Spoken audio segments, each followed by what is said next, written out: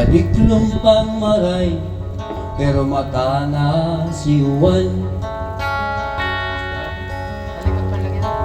Dai pa nagpamahaw, dai pa na initan. Sulot nga ang saya, supit na ang sundan. Masiring sa uma, kapanibagong aldaw na naman.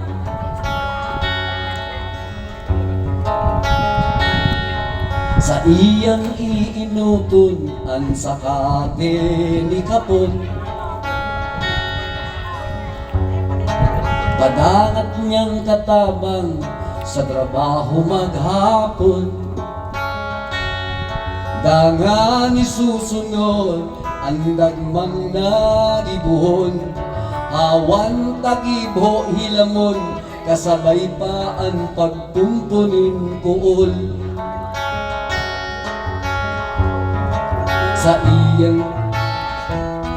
Sa iyang namamasdan, ang gayong kan pananong, bunga kan kapagalan.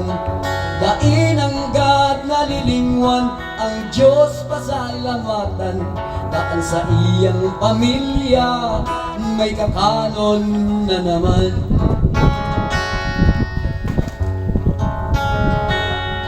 Udto pakakakan, kan tundog kan agom. Sa lindong kan kawayan, duman mahitsyonin ug bason. Maski may kasakitan ang presenteng panahon, alagad orgulyo nga sa iyang sabihon, na ang tulong aking ninda na kaya niyang sa kolehiyo patapuson.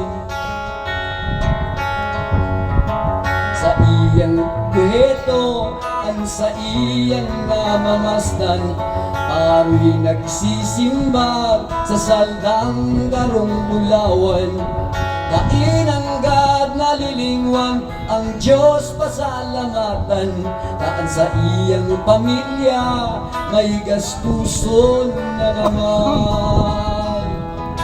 Ang buhay kan para uma, panumin bata kaso, may tag-alang piste baha, kung minsan pa bagyo. Pero gabus ini normal sana, si Juan day masuko. Gamit anigos asin tiyaga, ang pagbangon sigurado.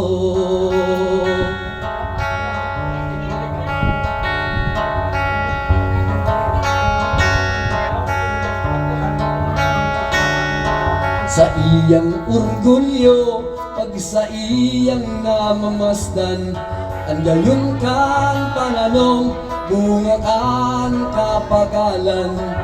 Dain ang God nalilingwan, ang Diyos pasalamatan. Taan sa iyang pamilya, may kakanon na naman.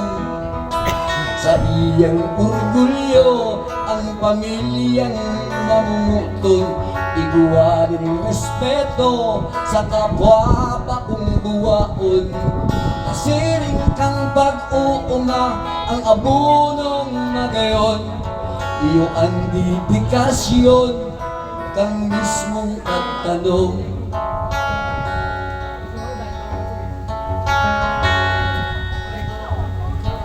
Madiklong na naman, paulit naman si Juan.